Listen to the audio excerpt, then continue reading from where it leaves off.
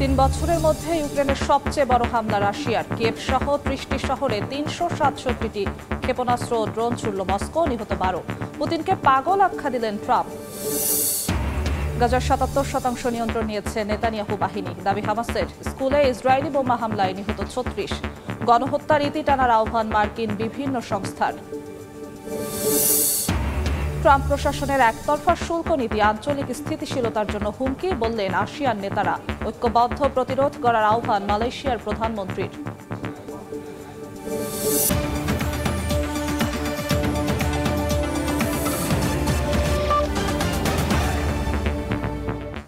আন্তর্জাতিক সময়ের সঙ্গে আছি আমি জিন্নাতারা যশোয়া।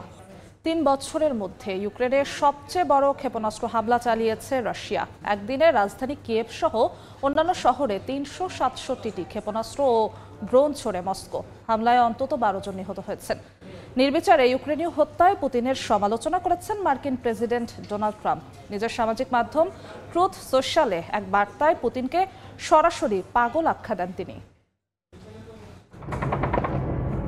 স্থানীয় সময় রোববার মধ্যরাতে ইউক্রেনের রাজধানী কিয়েভ সহ 30টিরও বেশি শহর কেঁপে ওঠে একের পর এক বিস্ফোরণে। ইউক্রেনের দাবি, তারা গুলি করে ভূপাতিত করেছে 266টি ড্রোন ও 45টি ক্ষেপণাস্ত্র। এই নজিরবিহীন হামলার দিনেই সম্পন্ন হয় ইউক্রেন রাশিয়ার সবচেয়ে বড় বন্দি বিনিময়। 3 দিনের ব্যবধানে 1000 করে বন্দীকে মুক্তি দেয় দুই দেশ।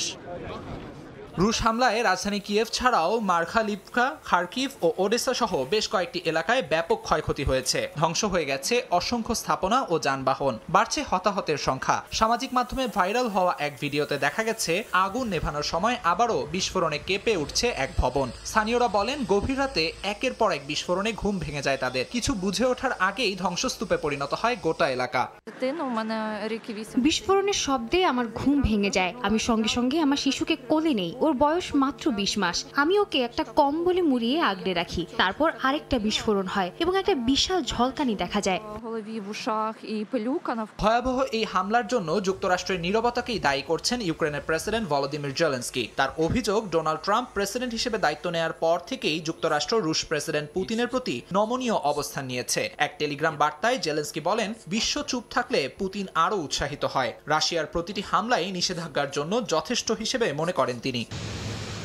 অন্যদিকে হামলার পর এবার পুতিনের ওপর চটেছেন মার্কিন প্রেসিডেন্ট ডোনাল্ড ট্রাম্প। সাংবাদিকদের প্রশ্নের জবাবে ট্রাম্প পুতিনের প্রতি নিজের অসন্তোষ প্রকাশ করেন।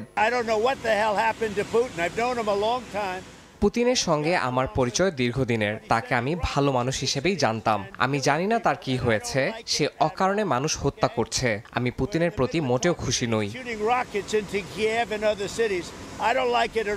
এখানেই থামেননি ট্রাম্প। নিজের সামাজিক মাধ্যম ট্রুথ সোশ্যালে কড়া ভাষায় পুতিনকে সম্পূর্ণ পাগল আখ্যা দেন। যদিও একই সঙ্গে জেলেনস্কির সমালোচনাও করেছেন ট্রাম্প। জানান, জেলেনস্কির কথাবার্তাই সমস্যার জন্ম দিচ্ছে। আমিরুল ইসলাম আলিফ, সময় সংবাদ। গাজায় শরণার্থী শিবির হিসেবে ব্যবহৃত একটি স্কুলে ইসরায়েলি বোমা হামলায় 36 জন নিহত হয়েছে। এর মধ্যেই নেতানিয়াহু বাহিনী গাজার 77% এলাকার নিয়ন্ত্রণ নিয়েছে বলে জানিয়েছে হামাস নিয়ন্ত্রিত জনসংযোগ কার্যালয়। মার্কিন প্রেসিডেন্ট ডোনাল্ড ট্রাম্পের দাবি, শিগগিরই গাজা ইস্যুতে ইতিবাচক অগ্রগতি দেখা যাবে। এদিকে বিশ্বের বিভিন্ন দেশের পাশাপাশি মার্কিন বিভিন্ন সংস্থাও গাজা বিষয়ে ট্রাম্পের ভূমিকা নিয়ে প্রশ্ন তুলেছে, আহ্বান জানাচ্ছে এই গণহত্যার ইতি টানার। আগুনের লেলিহান শিখায় একে একে নিঃশেষ হয়ে যাচ্ছে নিরপরাধ প্রাণ। গাজায় শরণার্থী শিবির হিসেবে ব্যবহৃত ফাহমি আল জারজাউই স্কুলে ইসরায়েলি বোমা হামলায় ভয়াবহ আগুনের সূত্রপাত হয়। এতে এখন পর্যন্ত অনেকে হতাহত হয়েছেন। আগুন নিয়ন্ত্রণে আনতে এবং আটকে পড়াদের উদ্ধারে এখনও কাজ করে যাচ্ছেন নিরাপত্তা কর্মীরা। একই দিন পশ্চিম তীরে অবৈধভাবে বসবাসরত কিছু ইসরায়েলি বাসিন্দা এক ফিলিস্তিনিকে ব্যাপক মারধরের পর তাকে অপহরণ করেন। ওয়াফা নিউজ এজেন্সি জানায়, তাদের গায়ে ছিল সেনাদের পোশাক। এছাড়াও রোববার উপত্যকাটির খান ইউনিস সহ বিভিন্ন অঞ্চলে হামলায় বহু হতাহতের ঘটনা ঘটে। ইসরায়েলের প্রধানমন্ত্রী বিনিয়ামিন নেতানিয়াহু পুরো গাজা নিয়ন্ত্রণের যে পরিকল্পনার কথা বলেছিলেন তা বাস্তবায়নের দিকে এগোচ্ছে দেশটির সামরিক বাহিনী। স্থানীয় সময় রোববার গাজার হামাস নিয়ন্ত্রিত জনসংযোগ কার্যালয়ের এক বিবৃতিতে জানানো হয়, বেসামরিক ও আবাসিক এলাকায় সরাসরি স্থল অভিযান ও দখলদার বাহিনী মোতায়েনের মাধ্যমে গাজার 77% এলাকা নিয়ন্ত্রণে নিয়েছে ইসরায়েল। এছাড়াও গাজা থেকে হামাসকে নির্মূল করতে 2 মাসের মধ্যে গাজার 75% সম্পূর্ণ নিয়ন্ত্রণ নেয়ার পরিকল্পনার কথা জানায় ইসরায়েলি সেনাবাহিনী। এদিকে মার্কিন প্রেসিডেন্ট ডোনাল্ড ট্রাম্প সাংবাদিকদের বলেন, গাজা ইস্যুতে খুব দ্রুত ইতিবাচক অগ্রগতি দেখা যেতে চলেছে। The council of American Islamic রিলেশনসের দাবি, মার্কিনদের বানানো বোমায় গাজায় 2 রেড ক্রস সদস্যের মৃত্যু হয়েছে। এছাড়াও আল জারজাভি স্কুলে বোমা হামলারও নিন্দা জানিয়েছেন তারা। এ অবস্থায় গাজায় যুদ্ধবিরতি ঘোষণার জন্য নেতানিয়াহুর উপর চাপ সৃষ্টি করতে ট্রাম্পের প্রতি আহ্বান জানান তারা। এদিকে স্পেনের নেতৃত্বে 20টি দেশ মাদ্রিদে একত্রিত হয়ে যুদ্ধ থামানোর জন্য আহ্বান জানিয়েছে। সাদিয়া তাসনিম, সময় সংবাদ। ট্রাম্প প্রশাসনের একতরফা শুল্ক নীতিকে আঞ্চলিক স্থিতিশীলতার জন্য হুমকি হিসেবে আখ্যা দিয়েছেন আসিয়ানের বর্তমান সভাপতি মালয়েশিয়ার প্রধানমন্ত্রী আনোয়ার ইব্রাহিম। কুয়ালালামপুরে আসিয়ানের 46তম সম্মেলনের উদ্বোধনী বক্তব্যে ট্রাম্পের শুল্ক নীতির বিরুদ্ধে সংস্থাটিকে ঐক্যবদ্ধ প্রতিরোধ গড়ার আহ্বান জানান তিনি। বাণিজ্য নিরাপত্তা, আঞ্চলিক ঐক্য এবং ভূরাজনৈতিক টানাপোড়েনের স্থায়ী সমাধানের সন্ধানে নতুন রূপরেখার ঘোষণা আসতে পারে এবারের সম্মেলনে। মালয়েশিয়ার রাজধানী কুয়ালালামপুরে শুরু হয়েছে দক্ষিণ পূর্ব এশিয়ার আঞ্চলিক সহযোগিতা সংস্থা আসিয়ানের 46তম সম্মেলন। স্থানীয় সময় সোমবার সকাল থেকেই শহরের পেট্রোনাস টাওয়ারে আসতে থাকেন সংস্থাটির সদস্য দেশের প্রতিনিধিরা। আগত অতিথিদের স্বাগত জানান আসিয়ানের বর্তমান সভাপতি মালয়েশিয়ার প্রধানমন্ত্রী আনোয়ার ইব্রাহিম। সম্মেলনের উদ্বোধনী ভাষণে আনোয়ার ইব্রাহিম হুঁশিয়ারি উচ্চারণ করে বলেন, মুক্ত ও অন্তর্ভুক্তিমূলক বাণিজ্য ব্যবস্থার ভিত্তি আজ ভেঙে পড়ছে। ট্রাম্প প্রশাসনের একতরফা শুল্ক নীতিকে আঞ্চলিক স্থিতিশীলতার জন্য হুমকি হিসেবে আখ্যা দেন তিনি। সেই সঙ্গে শুল্ক নীতি মোকাবিলায় আসিয়ানের সদস্য রাষ্ট্রগুলোকে ঐক্যবদ্ধ প্রতিরোধ গড়ে তোলার আহ্বানও জানান ইব্রাহিম। মিয়ানমারে রাজনৈতিক সহিংসতা এবং দক্ষিণ চীন সাগরে বেইজিংয়ের আগ্রাসী নীতির বিষয়েও আলোচনা হয়েছে সম্মেলনের ফাঁকে। আসিয়ান নেতারা বলছেন, এ দুটি ইস্যু আঞ্চলিক নিরাপত্তা ও স্থিতিশীলতার জন্য দীর্ঘমেয়াদী হুমকি। সমাধানের পথ বের করতে চীনের সঙ্গে সরাসরি সংলাপ এবং মিয়ানমারে মানবাধিকার পরিস্থিতি নিয়ে সক্রিয় উদ্যোগের ওপর গুরুত্ব আরোপ করা হয়েছে। একাধিক মুক্ত বাণিজ্য চুক্তি সংস্কারের ঘোষণা এসেছে সম্মেলন থেকে। গুরুত্বপূর্ণ অংশ হলো আসিয়ান কমিউনিটি ভিশন 2045-এর আনুষ্ঠানিক উন্মোচন। এটি একটি 20 বছরের রোডম্যাপ যা দক্ষিণ পূর্ব এশিয়াকে অর্থনৈতিক, রাজনৈতিক ও সাংস্কৃতিকভাবে একীভূত করার কৌশল নির্ধারণ করছে। আমিরুল ইসলাম আলিফ, সময় সংবাদ। ইউরোপীয় ইউনিয়নের পণ্যে যুক্তরাষ্ট্রের 50% শুল্ক আরোপ জুলাইয়ের 9 তারিখ পর্যন্ত স্থগিত করা হয়েছে। ইউরোপীয় কমিশনের প্রেসিডেন্ট উর্সুলা ভন ডার লিয়েনের সঙ্গে ফোন আলাপের পরে ঘোষণা দেন ট্রাম্প। একসঙ্গে বসে সমঝোতায় পৌঁছাতে আলোচনা করার কথাও জানিয়েছেন মার্কিন প্রেসিডেন্ট। ইউরোপীয় ইউনিয়নের সঙ্গে যুক্তরাষ্ট্রের বাণিজ্য সম্পর্ক নিয়ে টানাপোড়েন চলছিল বেশ কিছুদিন ধরেই। হঠাৎ 50% শুল্ক আরোপের হুমকির পর আলোচনার গতি যেন বদলে গেল এক ধাক্কায়। প্রেসিডেন্ট ট্রাম্পের নতুন সিদ্ধান্তে শুল্ক আরোপের সময়সীমা পেছানো হয়েছে জুলাইয়ের 9 তারিখ পর্যন্ত। স্থানীয় সময় রোববার ইউরোপীয় কমিশনের প্রেসিডেন্ট উর্সুলা ভন ডার লিয়েনের সঙ্গে ফোন আলাপের পর এ ঘোষণা দেন ট্রাম্প। ইউরোপীয় কমিশনের প্রেসিডেন্টের সঙ্গে আমার ফোন আলাপ হয়েছে। তিনি 1 জুনের সময়সীমা কিছুটা বাড়াতে অনুরোধ করেছেন। বলেছেন, এবার তারা গুরুত্বপূর্ণ আলোচনায় যেতে চান। আমাদের মধ্যে খুব ভালো একটি ফোন আলাপ হয়েছে এবং আমি সময় পিছিয়ে দিতে সম্মত হয়েছি। 9 জুলাই হবে সেই নতুন তারিখ যেটা তিনি অনুরোধ করেছিলেন।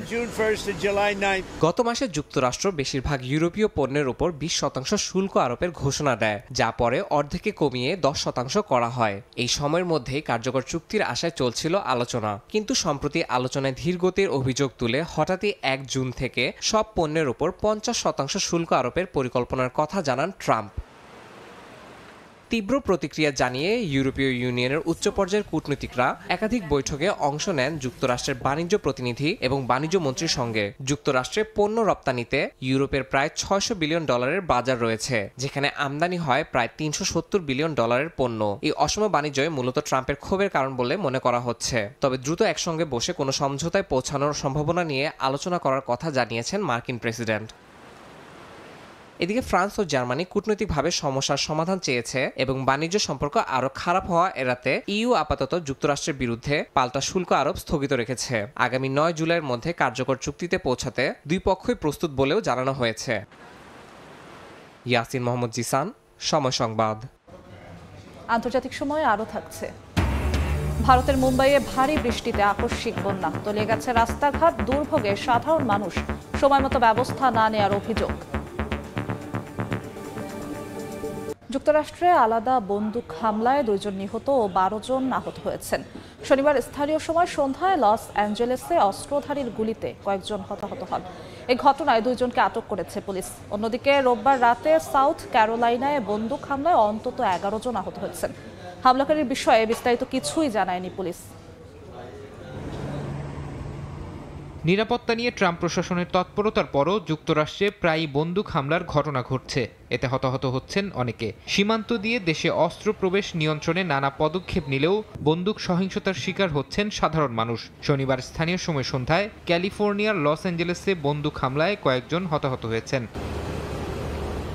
শনিবার সন্ধ্যা 6:30টার দিকে ফ্লোরেন্স অ্যাভিনিউ এর কাছে গোলাগুলির খবর পায় পুলিশ। ঘটনাস্থলে পৌঁছেই কয়েকজনকে মৃত দেখতে পান তারা। নিহতদের গায়ে ছিল বুলেটের আঘাত। ওই ঘটনায় আহত আরেকজনকে উদ্ধার করে হাসপাতালে নেওয়া হয়। বন্দুক হামলার পরই আশপাশের এলাকায় তল্লাশি চালায় পুলিশ। 2টি আলাদা জায়গা থেকে হামলাকারী সন্দেহে কয়েকজনকে আটক করা হয়। আরেক অঙ্গরাজ্য সাউথ ক্যারোলাইনাতেও বন্দুক হামলার ঘটনা ঘটেছে। স্থানীয় সময় রোববার রাতে লিটল রিভার শহরে আবাসিক এলাকায় অস্ত্রধারীর এলোপাতারি গুলিতে বেশ কয়েকজন আহত হন। হামলার পরই ঘটনাস্থল থেকে পালিয়ে যায় বন্দুকধারী। খবর পেয়ে সেখানে পৌঁছায় পুলিশ। হামলাকারীকে ধরতে অভিযান চলছে। ফারহাদ চৌধুরী, সময় সংবাদ। ভারতের বাণিজ্যিক রাজধানী মুম্বাইয়ে আগাম বর্ষায় সৃষ্টি হয়েছে জলাবদ্ধতা। ভারী বৃষ্টিতে প্লাবিত হয়েছে রাস্তাঘাট। দুর্ভোগে পড়েছে সাধারণ মানুষ। খোলা ড্রেন আর অদৃশ্য ফুটপাতে ঝুঁকি নিয়ে চলাফেরা করতে হচ্ছে স্থানীয়দের। তাদের অভিযোগ, সময়মতো ব্যবস্থা নেয়নি কর্তৃপক্ষ। ভারতের বাণিজ্যিক রাজধানী মুম্বাইয়ে মৌসুমের আগে এসেছে বর্ষা। কর্তৃপক্ষের মতে মহারাষ্ট্রে 35 বছরে এই প্রথম সবচেয়ে আগেভাগে শুরু হয়েছে এমন অবস্থা। ফলে রোববার থেকে মুম্বাইয়ে নামে টানা বৃষ্টি। কিন্তু প্রকৃতির সেই আগমনে যেন প্রস্তুত ছিল না প্রশাসন। একটানা ভারী বৃষ্টিতে শহরের নানা রাস্তাঘাট পরিণত হয়েছে ছোট নদীতে। ছত্রপতি শিবাজি স্টেশন হোক বা শহরের ব্যস্ততম মোড়, প্রায় সব রাস্তায় এখন পানির নিচে। গাড়ি চলে হাঁটুজল মারিয়ে। স্থানীয়দের অভিযোগ, ড্রেনেজ ব্যবস্থা পুরোপুরি ভেঙে পড়েছে। দেখা যাচ্ছে না ফুটপাত। কেউ আবার আতঙ্কে রয়েছেন গর্তে পড়ে যাওয়ার। চলাফেরা করা দুঃসাধ্য হয়ে উঠেছে। ড্রেন কোথায় আছে বোঝা যাচ্ছে না, পড়েও যেতে পারি। রাস্তা নেই, ফুটপাত নেই, চলবে কিভাবে? বাসও চলতে পারছে না, সব জায়গা পানির নিচে। ভারতের মতো কৃষি নির্ভর দেশে বৃষ্টি যেমন আশীর্বাদ, তেমনি বর্জ্য নিষ্কাশনের দুর্বল ব্যবস্থাপনার জন্য হয়ে ওঠে অভিশাপ। মুম্বাইয়ের মতো শহরেও টানা বৃষ্টির কারণে শুরু হয়েছে এই করুণ অবস্থা। তাদের অভিযোগ, নগর জীবন ভোগান্তি নিয়ে সময়মতো ব্যবস্থা নেয়নি কর্তৃপক্ষ। ইয়াসমিন অনন্যা, সময় সংবাদ। আন্তর্জাতিক সময়ে আরও থাকছে। কান চলচ্চিত্র উৎসব ঘিরে ফ্রান্স ইরান উত্তেজনা। নির্মাতা জাফর পানাহির বিজয়কে প্রতিরোধের প্রতীক বলায় তেহরানে ফরাসি রাষ্ট্রদূতকে তলব। ভারতে আবারও করোনার প্রভাব বাড়তে শুরু করেছে। দেশটির বিভিন্ন রাজ্যে করোনার নতুন 2 ভ্যারিয়েন্টে সংক্রমিত হচ্ছেন মানুষ। সরকারি হিসেব বলছে এখনো পর্যন্ত গোটা ভারতে সংক্রমণের সংখ্যা 1009 জন। পশ্চিমবঙ্গেও ক্রমশ বাড়ছে সংক্রমণের সংখ্যা। ভারত থেকে বিস্তারিত জানাচ্ছেন সুব্রত আচার্য, ছবি তুলেছেন বিশ্বজিৎ দাস। ভারতে আবারও আতঙ্ক ছড়াচ্ছে করোনা। পরীক্ষা করে দেখা যাচ্ছে নতুন 2 ভ্যারিয়েন্টে সংক্রমিত হচ্ছেন মানুষ। এর মধ্যে একটি LF7 এবং অন্যটি NB1.8.1। আক্রান্তদের মধ্যে প্রবল মাথা ব্যথা, গলা খুসখুস, হালকা জ্বর, পাতলা পায়খানা এবং পেট ব্যথার মতো উপসর্গ দেখা যাচ্ছে। সব বয়সের মাঝেই আক্রান্তের প্রবণতা রয়েছে। দেশটির কেন্দ্রীয় স্বাস্থ্য দপ্তরের উদ্ধৃতি দিয়ে বিভিন্ন গণমাধ্যম বলছে 25 মে পর্যন্ত দেশটিতে সংক্রমণের সংখ্যা 1009 জন। তবে উদ্বেগের বিষয়, গেল 7 দিনেই সংক্রমিত হয়েছেন 750-র বেশি মানুষ। গণমাধ্যমের দাবি, দেশটির রাজধানী নয়াদিল্লি করোনা সংক্রমণের শীর্ষে, এরপর মুম্বাই। এছাড়াও কেরালা রাজ্যের বিভিন্ন এলাকা থেকেও সংক্রমণের খবর মিলছে। তবে পশ্চিমবঙ্গে এখনো পর্যন্ত 11 জনের সংক্রমণের তথ্য দিচ্ছে রাজ্য প্রশাসন। এদের মধ্যে 55 বছরের প্রবীণ নাগরিক যেমন রয়েছেন, তেমনি 11 বছরের শিশুও। যদিও করোনার নতুন ভ্যারিয়েন্টের সংক্রমণ নিয়ে তেমন প্যানিক না হওয়ার পরামর্শ সরকারের, তবে সবাইকে স্বাস্থ্যবিধি মেনে চলার কথাও জানাচ্ছেন রাজ্য ও কেন্দ্রের স্বাস্থ্য দপ্তরের কর্মকর্তারা। ভারতের প্রতিবেশী চীন সহ বিশ্বের বিভিন্ন দেশে নতুন করে করোনা সংক্রমণের খবর পাওয়া যাচ্ছে। সুব্রত আচার্য, সময় সংবাদ, ভারত। কান চলচ্চিত্র উৎসব ঘিরে ফ্রান্স ও ইরানের মধ্যে উত্তেজনা বাড়ছে। এবারের উৎসবে চলচ্চিত্র নির্মাতা জাফর পানাহির বিজয়কে প্রতিরোধের প্রতীক বলার জেরে ফ্রান্সের রাষ্ট্রদূতকে তলব করেছে ইরান। দেশটির দাবি, ফরাসি পররাষ্ট্রমন্ত্রী জন-নোয়েল বারোর মন্তব্য তেহরানের জন্য অপমানজনক। পররাষ্ট্রমন্ত্রী আব্বাস আরাকচির দাবি, মানবাধিকার নিয়ে ইরানকে উপদেশ দেওয়ার নৈতিক অধিকার নেই ফ্রান্সের। রাষ্ট্রীয় নিয়মনীতির বেড়াজাল ভেঙে ভিন্নধর্মী চলচ্চিত্র নির্মাণ করে কান চলচ্চিত্র উৎসবের সম্মানজনক পুরস্কার পালমে ডিওর জয় করেছেন ইরানি পরিচালক জাফর পানাহি, যা তাকে এনে দিয়েছে বিশ্বজোড়া সম্মান। এই বিজয়ে তাকে অভিনন্দন জানিয়ে ফরাসি পররাষ্ট্রমন্ত্রী জন-নোয়েল বারো সামাজিক যোগাযোগ মাধ্যম এক্সে পোস্ট করেন। সেই পোস্টে পুরস্কার প্রাপ্ত ইট ওয়াজ অ্যান অ্যাক্সিডেন্ট চলচ্চিত্রকে ইরানীয় প্রশাসনের নিপীড়নের বিরুদ্ধে প্রতিরোধের প্রতীক বলে উল্লেখ করেন তিনি। আরও একটি পোস্টে বলেন, বিশ্বব্যাপী স্বাধীনতার জন্য লড়াই করতে থাকা মানুষদের অনুপ্রেরণা যোগাবে এই চলচ্চিত্র, আর এতেই চটেছে ইরানের সরকার। ব্যারোর করা পোস্টটি গণমাধ্যমে আসার পর তেহরানে নিযুক্ত ফ্রান্সের রাষ্ট্রদূতকে তলব করেছে দেশটির প্রশাসন। পররাষ্ট্রমন্ত্রী আব্বাস আরাকচি বলেন, মন্তব্যটি তাদের জন্য অসম্মানজনক। এভাবে ইরানের মানবাধিকারকে অপমান করার কোনো নৈতিক অধিকার ফ্রান্সের নেই। তার দাবি, মানবাধিকার লঙ্ঘনের ঘটনা প্যারিসে নেহায়েতি কম নয়। তিনি ফ্রান্সের ইসরায়েল বিষয়ক অবস্থানকেও ভণ্ডামির উৎকৃষ্ট উদাহরণ হিসেবে তুলে ধরেন। এদিকে পানাহির বিজয় ইরানের রাষ্ট্রায়ত্ত সম্প্রচার মাধ্যম উপেক্ষা করলেও রক্ষণশীল সংবাদ সংস্থা ফার্স এটিকে রাজনৈতিক উদ্দেশ্য প্রণোদিত বলে আখ্যা দেয়। অন্যদিকে সংস্কারপন্থী সংবাদপত্রগুলো অনলাইনে খবর প্রকাশ করলেও প্রথম পাতায় তা স্থান পায়নি। 64 বছর বয়সী জাফর পানাহির চলচ্চিত্র ইট ওয়াজ অ্যান অ্যাক্সিডেন্ট, যেখানে বন্দিত্বের অভিজ্ঞতা নিয়ে 5 জন ইরানি তাদের প্রাক্তন নির্যাতকের মুখোমুখি হন। চলচ্চিত্রটিতে কয়েকজন অভিনেত্রী হিজাববিহীন অবস্থায় হাজির হন, যা ইরানের কঠোর পোশাকবিধির লঙ্ঘন বলে বিবেচিত। এর আগে ভিন্নধর্মী ও ইরানের নীতি বহির্ভূত চলচ্চিত্র নির্মাণের অভিযোগে বেশ কয়েকবার জেল খেটেছেন এই নির্মাতা। 2010 সালে ইরানে তার চলচ্চিত্র নির্মাণের ওপর নিষেধাজ্ঞা জারি করা হয়। সুইজারল্যান্ডে একটি বিলাসবহুল রিসোর্টের পাশ থেকে 5 স্কি অভিযাত্রীর মরদেহ উদ্ধার করা হয়েছে। স্থানীয় সময় রোববার দেশটির স্থানীয় পুলিশের এক বিবৃতিতে তথ্য জানানো হয়। একই স্থানে 3টি এবং আরও বাকি 2টি মরদেহ পাওয়া যায় অন্য জায়গায়। একটি সংকীর্ণ তুষারের ওপর কিছুটা উঁচুতে 3টি মরদেহ পাওয়া যায় বলে জানায় উদ্ধারকারী প্রতিষ্ঠান এয়ার জার্মাট। আকাশ ও স্থলপথে চালানো তল্লাশির মাধ্যমে স্ট্রিংয়ের নিচে অ্যাডলার হিমবাহ এলাকায় 2টি মরদেহ পাওয়া যায়। স্থানীয় পুলিশের মতে, মরদেহগুলো বিভিন্ন উচ্চতায় তুষার ধসের ধ্বংসাবশেষের মধ্যে ছড়িয়ে ছিটিয়ে ছিল।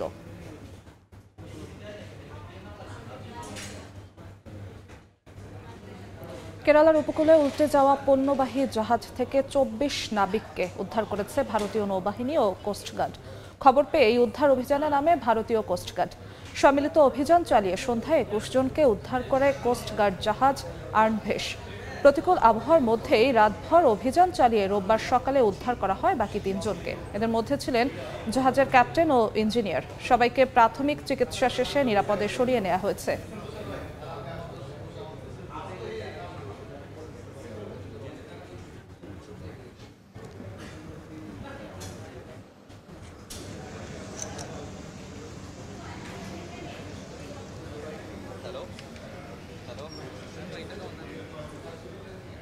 হাওয়াইয়ের কিলাউয়া আগ্নেয়গিরিতে আবারও ভয়াবহ অগ্ন্যুৎপাত শুরু হয়েছে। স্থানীয় সময় রোববার বিকেলে শুরু হয় লাভার প্রবল উদগীরণ।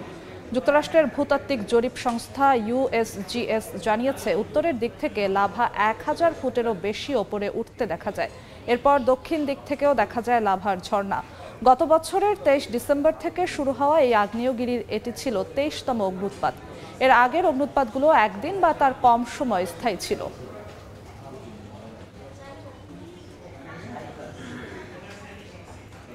আন্তর্জাতিক সময় শীর্ষ সংবাদ জানিয়ে দিচ্ছি আরেকবার।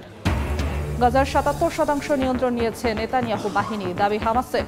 স্কুলে ইসরায়েলি বোমা হামলায় নিহত 36, গণহত্যার ইতি টানার আহ্বান মার্কিন বিভিন্ন সংস্থার। এবং ট্রাম্প প্রশাসনের একতরফা শুল্ক নীতি আঞ্চলিক স্থিতিশীলতার জন্য হুমকি, বললেন আসিয়ান নেতারা। ঐক্যবদ্ধ প্রতিরোধ করার আহ্বান মালয়েশিয়ার প্রধানমন্ত্রীর।